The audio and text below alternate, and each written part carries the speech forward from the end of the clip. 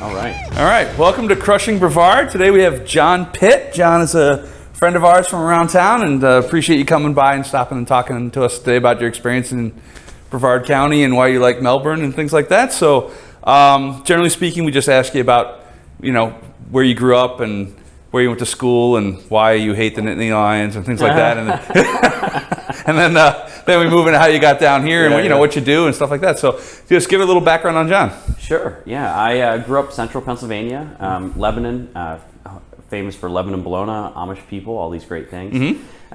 Real near Hershey, if you're familiar with that.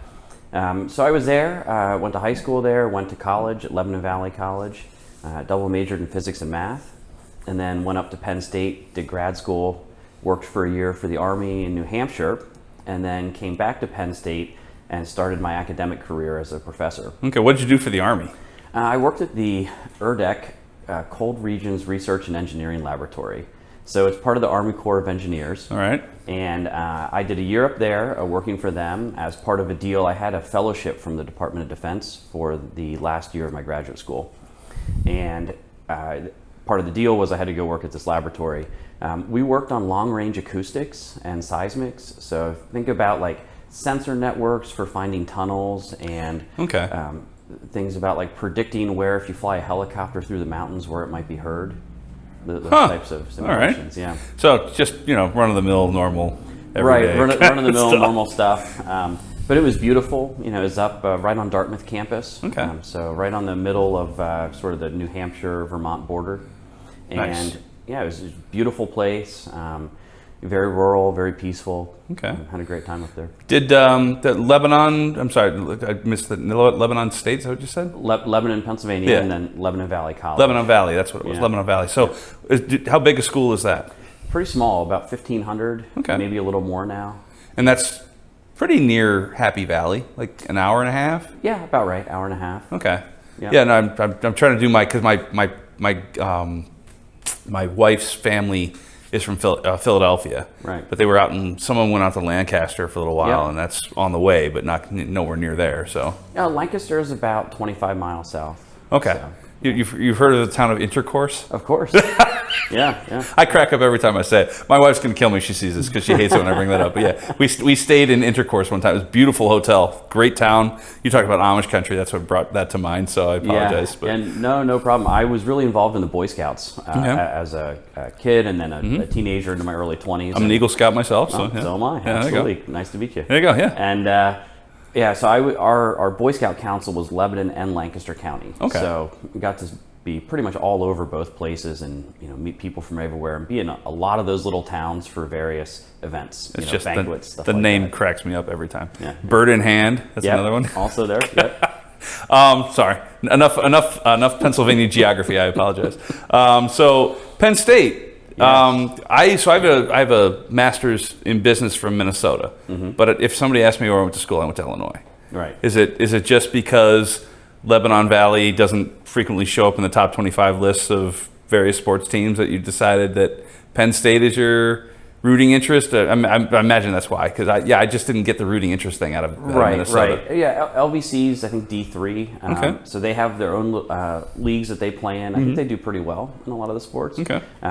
I was never really that much into the LVC sports while I was there. I was a commuter, so I was living. Oh, yeah, that makes a difference. Living at home in my own apartment. I had a job that I worked anywhere from like 10 to 30 hours a week, and went to school and did this Boy Scout stuff. So I was pretty busy at the time. Well, yeah, that makes if you're a commuter, that makes a huge difference rather than So, and we just talked. Penn State's been killing it recently. I know. They've just been the national champions in wrestling. They were in the final 8 of the hockey tournament. They won a game in the NCAAs, which not many Big Ten schools can say. I think they might be the only one. I don't know about the only one. Pretty close. It was pretty bad. No, Michigan State won a couple. But that's it. Yeah, I mean we were as a league we were terrible this year. But you guys are killing it. So all right. So you're in central Pennsylvania. You're teaching at Penn State.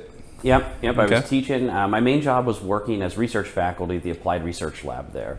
So it's a Navy laboratory that's part of Penn State, which is probably up to 12, 13, maybe even 1,500 people at this point. I don't know. Wow. Okay. And yeah, they do a lot of great work for the U.S. government. and a lot of great work for Penn State in terms of engineering and fundamental R&D and applied research programs. Yeah, because when you think Navy, you think Central Pennsylvania. Right, exactly. Right. It's like Sound of Music with the Austrian Navy captain. I'm like, they don't have any boats. Anyway, no. Okay. But do you know how that got there? Yeah, they have a very unique facility that got built there in the 40s. It's called the Garfield Thomas Water Tunnel. And so you've heard of wind tunnels, right, where they test airplanes? Yeah. Well, they make water tunnels too, but instead of sucking the air in one side of the building and out the other, it's a closed loop. Okay. Right, so you have this closed loop, and then you have some huge pump, and then the way they talk about and classify these things is, what's the diameter of the test section? Okay. Okay, so how big is the diameter of the test section? Because you want to test the biggest object you can because it's closest to reality, closest to full scale use. So the water tunnel there is 48 inches in diameter, which is the largest in the world for probably 25, 30 years after it was built. Okay. There's some bigger ones now, but it's a really impressive piece of technology. Huh. And that was sort of how things got started there. And they did a lot of Navy application testing there, so torpedo designs, submarine designs, all sorts of interesting things. Okay. And then it's grown since then to include many other facets of what the Navy does. Okay. Well, for those of you watching for the first time, you can probably tell that Jon is a fairly smart dude. So we appreciate him putting up with our pedestrian questions here today. No, it's great. No, Jon's a really good guy. So you're teaching at Penn State, and now you're in Melbourne. So something happened. Right. Yeah. So I think it was in 2018. I moved over from Penn State to Virginia Tech. Okay. And so, but I didn't go to Blacksburg for yeah. Virginia Tech. I went to their office in Arlington, Virginia, right outside of DC. And that was great. Really close to a lot of our government sponsors. Really had a great time there. And then 2020 came around, and I was down here again for work. I'd been here previously to work with a small company in Melbourne. I was over in Orlando for a conference, and I came back over here. I've been toying with the idea of getting an investment property, and so I ended up buying a house over beachside in the Atlantic. Okay. And the weekend I came down to close on the place, COVID hit. That was the weekend that everything shut down. Wow. So I got stuck for a little while and kind of fell in love with the place. All right. And so over the next years with COVID, things just sort of transpired as they did. But eventually got a really awesome opportunity to work on the Artemis program down here with NASA. All right, can you, whatever you can tell us about that, can you tell us about that? Yeah. So it's sort of a once in a lifetime opportunity I consider to work on going to the moon. Yeah. Right. Yeah. And so transitioned to that and working in the deep space logistics program here at NASA. Okay. So I'm a contractor with them, and my role there is to help evaluate designs that come through and the requirements for logistics modules, right, as the name implies, that will eventually take cargo to a space station that we're putting in orbit around the moon. Okay. And that's going to be a base, right? So when we send astronauts up, they can go to the space station. It's called the Lunar Gateway, gateway to the moon. And then they can run sorties down to the moon and back and have a base of operations in orbit that's going to be probably a bigger habitat than they would have on the lunar surface. What's the time frame we're looking at here? Like this 20 years? No, not too far off. So Artemis 1 already went up, right? We saw that. Yeah. That was uncrewed test. That was when 50,000 people were here in town. 50. Weren't normally here. I think you need another zero on that one. Yeah, there were a lot of people here. A couple 100,000 people at a click. Yeah, it was pretty good. Yeah. Artemis 2 probably sometime next year. I'm not completely involved in that, so I don't have all the details, but the plan is that's going to be a crewed mission, right, to go out and go around the moon and come home. Artemis 3, maybe a year or so after that, that's going to be a direct to the moon landing. Okay. So sort of an Apollo-esque type mission. Okay. We're 3 years out from that. I was talking about the lunar base. Right. So Artemis 4 is, I think, scheduled to start that. And okay. So looking at, starting to send the components. Obviously, it's a space station, sort of like the ISS, a little smaller, but we're limited by launch size of capsules, right? So it's going to be built up modularly, like the ISS was. And pieces are going to start going up probably 4 or 5 years, something like that. Okay. That's not an official response. Please, no promises, right? Yeah, we do all our legal disclaimers here, so whatever we say may or may not be true. Right. All right. So the professor thing, is that over with? Are you still doing some of that, or? Right. So I'm no longer a full-time professor. Yeah. I still stayed on as an adjunct with Virginia Tech. Okay. So I have a few PhD students that are working their way through, and looks like they're all graduating, so that's great. That's good. And I have been working with UCF lately because when I got down here, I realized we didn't have any interns in my group at NASA. And I said this would be a really good opportunity to get some interns involved. And small world style, I have a great friend who works at UCF who I used to work with at Penn State. Okay. So we both moved on from Penn State. He landed down at UCF, and we've been working together to recruit students to come work as interns for me at NASA. Okay. And that's been really great. We've had some really excellent students, really good projects that they've completed. They even presented them at international conferences. Nice. So that's been great. Yeah. Okay. Well, so describe, if you're an intern coming from Orlando to Melbourne, it's about an hour and change. Well, to the Space Center, it's only 45 minutes. Yeah, or so. it's pretty quick. You just scoot out the beach line and head over to the Cape. So there's plenty of people who work at NASA that live in Orlando, really, as opposed to down here in Merritt Island. Yeah, okay, absolutely. Huh. So yeah, the interns, they can come out. The plan this coming summer is for them to be on site. Okay. And they'll be fully embedded in with the NASA personnel, and they have a whole internship program, all sorts of fun stuff for them to do tours and things like that. Now they're going to have to do like security clearance and all that fun too, or? Yeah, I think there's some U.S. citizenship requirements, and there's some probably small background check or something like that to get a badge. I don't know exactly what they do. All right. But that'd be awesome to just, I can imagine you're like 20 years old and you're an engineering student. They're like, hey, you want to go work for NASA for the summer? Exactly. Like, yeah. They get to do real hands-on work with NASA. Right. And, maybe get a job. Exactly. Which wouldn't be a bad thing for, especially if you're, you could get a med device, like a job with med device, but then you're in Minnesota. Right. Yeah. I can tell you about that. It's not good. The med device part is fine. Yeah.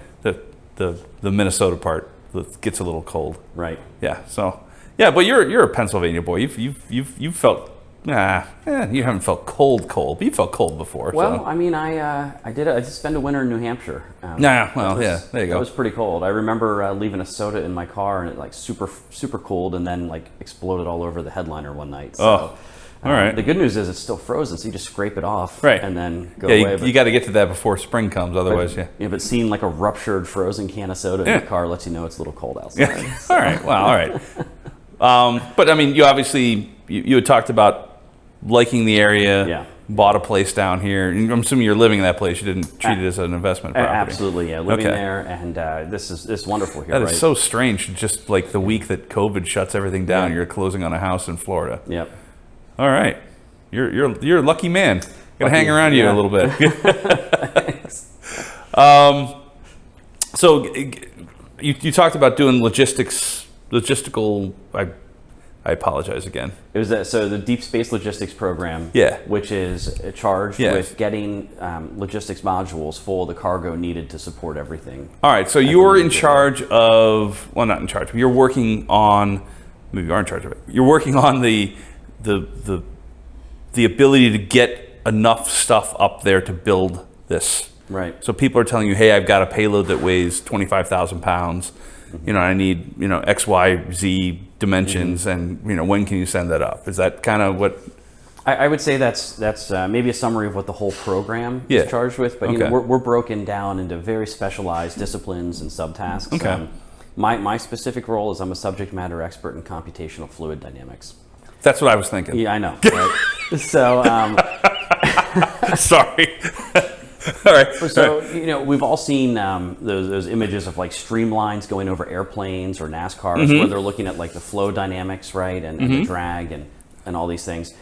Those things are generally created through computer simulations, right? So you start with some mathematics, you write down, like the flow equations, Navier-Stokes equations, and then you discretize it, get it into a computer, you do some good programming, and then you can run simulations, and hopefully they're right. We have a whole process of how to check that the simulations are accurate. Yeah.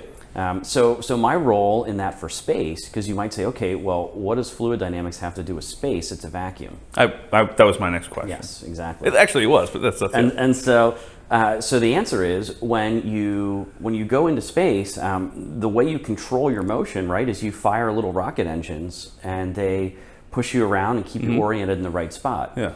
And these little rocket engines are not necessarily that big. Some of them are actually very small, but the gas that comes out of them to create the thrust is pretty hot and moving pretty quickly. Yeah. And it's not always just gas. Sometimes it's got like liquid droplets that freeze, or it's got little solid particles in it.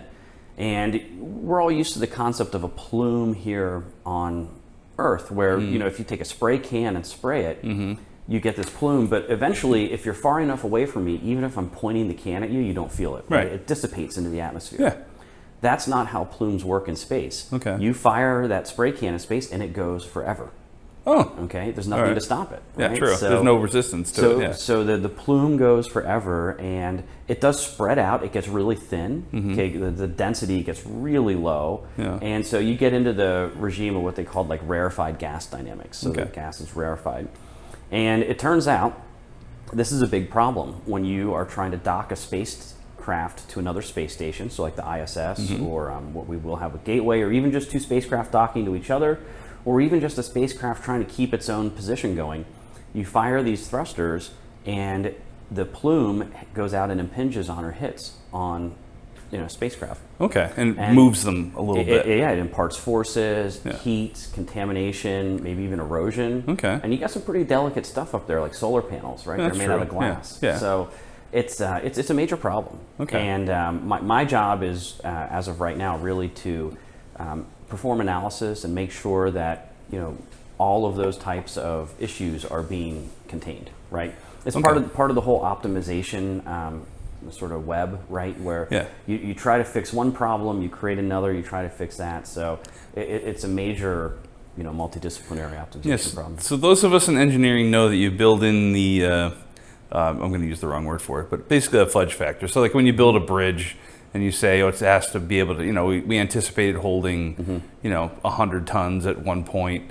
You have to build it to 200 tons, right? Right. So do you have that kind of thing in this discipline too, or is that just not applicable to? Yeah, there's definitely going to be safety factors. There we go. Yeah. Safety factor. Thank you. And that stuff all comes in like most big engineering projects. There's a list of requirements, and the vehicle that's delivered has to meet those requirements. And so defining those requirements and making sure that they're reasonable or attainable is also part of the job that I do as well. Okay, so you're doing some kind of design specs as well on some of the vehicles and what they need to, the materials they're made out of to survive, and so you avoid the erosion. Jeez.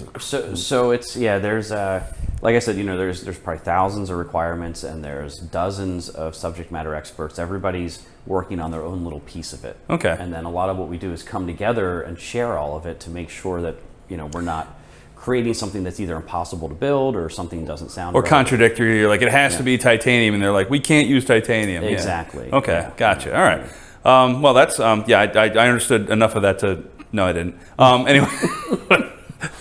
All right, so let's talk about what you like to do for fun. So what do you like to do for fun around here? Oh yeah, I mean, I think the opportunities are boundless to have fun. They are. Right? Yeah. That's so we're defined by the lagoon, right? Right. I mean, that is the key piece of what we have here in Brevard. So boating, being out in the water, going out to the sandbar, all favorite pastimes. Okay. Even just like being able to go get a meal any day of the week and just sit and look at the water. Is just great. It is nice. It is nice. And you want to watch the sunset, you can go down to some of the parks and whatnot. So I really like the lagoon and what everything it has to offer. Also love the beach. Try and find myself over there. Try and take at least a couple beach walks, a week, just to get out and get moving and get a little sun. How far are you from the beach? We're in your house over there. My house, I don't know, 400 or 500 feet. All right, so not pretty close. Not too bad. All right. Too bad. And then I play a lot of golf too. Okay. So not very where do you like to play? Usually play either like Spessard, Crane Creek, Habitat, Smash Municipal. Okay. Yeah. Got a favorite course? A lot of people like to play golf on here, so they compare notes. I like Spessard a lot. Okay. Habitat's challenging, so okay. I don't want challenging. Always a good benchmark. I used to play long time ago, and then I haven't played in a long time. So but I'd like to start again. Yeah. And my wife tells me I'm allowed to, so it's one of those things I can. We got to get you in the rotation. Come on, and swing the sticks. Yeah. Huh? We're going. Oh, yeah. We're going? There we go. All right, good. All right, good. I gotta hit the driving range something fierce though, because like it's been probably For at least a week. 2 years. It's been 2 years since I played, and that was only 3 rounds in a weekend. And before that, it was like 2 years before that. Yeah. So well, you'll probably have like back to it good luck. You know, you'll have like 2-3 great rounds. Yeah. And you'll get just confident enough that you're like, okay, I can do this. Yeah. And then it'll start to go down. right, and then I'll get overconfident. The and then I'll bad start, habits develop. Trying to swing too hard. yeah, get that slice going again. I used to have like a 40-yard slice. That was fun. Yeah, nice. Like some holes, you're like, I can't hit it because there's trees there, Yeah. where my ball belongs. Yeah. So yeah, no, I like to play, but a lot of people like Spencer Holland. I live down that way, Yeah, so yeah. we almost walk there every day, my wife and I. So almost to that course. So Yeah. it doesn't look like it's very long, which No, it's not, but it's still a technically challenging course. Okay. It's and there's a lot of places you got to lay up. yeah. And if you play like the white tees versus the gold tees, it's totally different. Okay. So the greens are always in great shape. Staff there does a great job. What's the one that goes along A1A? What hole is that? Do you know? 3. Oh, it's early. Okay. Yeah, it's 1, 2, and 3.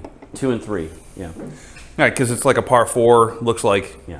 bunkers in very inconveniently placed Yeah. about where yeah. you're trying to land. 3 is on A1A. 2 is on the Melbourne Main Street, old A1A. Yeah, or whatever it is. right by where Flutie, the Flutie Athletic Park is there. Yeah. But where the old museum or town Yeah, hall yeah, is. yeah. Okay. So boating, what boat do you use? I have a cousin who lives down in Sebastian. Okay. And so we went in on a 20-foot pontoon Oh, together. nice. So Okay. it's a lot of fun. Love pontoons. It's a party barge. Oh, it's just, I mean, it's so easy. I would say it's easy and low maintenance, but it's a boat, so it's Well, it's nothing's ever- easier and lower maintenance, right? Yeah. And it doesn't go through tons of gas, and you can still No, we can still take it have out on a whole fun. day with a tank, and Yeah. no big deal. No, we did boat club up in Minnesota, and then we consistently took pontoons out, and then one day we didn't. We got one of the speedboats, and Yeah. the fuel difference was like, oh. Yeah. So Yeah. The thing about the pontoon for the river is just the shallowness, right? yeah. So You can go a lot of places. pontoon, you need like 6-8 inches. Yeah, And, I even mean- if you get stuck, you just jump off and push it off. Right. It's not an issue. Right. And so the water level changes, and you're putting around back in some place, and You run up on something, you're just like, oh well. Yeah, well, yeah. Yeah. Whereas if Yeah. you're in a speedboat, you're like, I just caused $12,000 worth of damage. Right. You're not going to crack the fiberglass. Right, exactly. Exactly. Yeah. Yeah, and if you crack the pontoon, you know pretty quickly. Pretty quickly. But you're also not going to drown because you're in 2 inches of water. So, Right. Exactly. yeah. You just stand up. So where do you keep that boat? Down in Sebastian. Okay. Amico area. Yeah. It takes. Well, you got a little hike to get down there, but About a half an hour. how'd your cousin end up down here? They Yeah, sort of similar things. Had some other family down there, and kind of same time frame as me. Bought a place under similar circumstances, and spent a lot of time here during COVID. And yeah. Did you talk before you each decided to buy a place No, down here? no. Really? Yeah. Yeah. First cousin. I bought mine first, Okay. and I think he found out about it, but I think he was already thinking about it. Okay. So I don't know. We'd have to we'll have to do like a double interview someday. Here we go. Hash that one out. I'm not exactly sure what happened. Were you close with this cousin before you? Oh yeah, absolutely. Okay. That's cool. Yeah, we're the same age. So. Oh, awesome. Yeah, we Awesome. grew up together. Yeah, I don't have any cousins. Oh wow. I take that back. I had one. Sorry, Andrew. Forgot about you for a second. My cousin's like 19. Yeah, I had so two. I don't have any relevant age cousins. Yeah. I have a, he's young. He's like 43, 42 or 43. Yeah. In fact, we were at his, my uncle's funeral. He passed away in November. And I went up and I said, do you remember you would run around Grandma's house, and when you got to the TV, my brother and I would knock you over? He's like, yeah. I'm like, you were like 2. He's like, yeah, but I remember that. I'm like, why do you remember that? But yeah, he's like, oh yeah, I was having a great time. I was laughing. I was like, you seem to be enjoying yourself, but I don't know why, because we were just kind of mean to him. But no, he's a good guy. But a really small family, so like to have like a cousin, that's crazy. All right, well, how many cousins do you have? This is gonna be one of those 37 answers. Count. How Mormon are you? Is the question. No, 1, 2, 3, 4, 5, 6. 7, 8 cousins. That's not that bad. Yeah. I was expecting this to be in triple digits or something. When you get that look on your face, you're like, oh, I gotta start thinking about this. Yeah. Got any other? I mean, a lot of times we have a lot of business owners on here, so they talk a little bit about their business. That's obviously not the case here. So, Right. And we normally say links in the description, but NASA really doesn't need links in the description. Right. I can send you a link to the Gateway and Deep Space Logistics. That would be cool. program. Yeah. No, for people who are just kind of interested and want to look up Absolutely. what that looks like and the whole Artemis thing. Yeah, I mean, you hear the name, but you don't know what it means, and be good to kind of if you're interested in that kind of thing to be able to have a quick place to go and click on and read about it. So Yeah. awesome. I think this is just incredible what you do. I wish I'd known earlier because I'm like blown away. So Oh, thanks. Appreciate it. no, that's really cool, and I'm very impressed, and I feel a little worse about my electrical engineering degree, but that's okay. We did some fun stuff with when I made circuit boards. Yeah. We had the M16 has a grenade launcher you can attach to it, Okay. and the circuit board wrapped around the nose of the grenade. And so it counted the revolutions as the grenade went through the air. Oh, cool. And so if you had like an open window 100 yards away, you could set it to 102 yards and just pop it through the window, and it would just go until it got 6 feet inside the door. Oh, wow. That's Yeah, pretty cool. can't hide behind walls. Can't. Yeah. I think that's okay to talk about because it was like 30 years ago. But yeah, but it's fun. But I mean, you get when you work for the government, you get into these projects that are huge and big and comprehensive. You deal with some pretty cool stuff. So, and I think you've shared a lot of that with us today. So thank you very much. Yeah. Appreciate your time, man. Thank you very much. This is fun. So thanks for the invite. I'm really happy. Oh yeah, happy to come out. we'll have you back with your cousin. Turns out we'll talk about boating and Absolutely. he can make fun of you. That'd be great. All right, thanks, man. Yeah, thank you. Yep.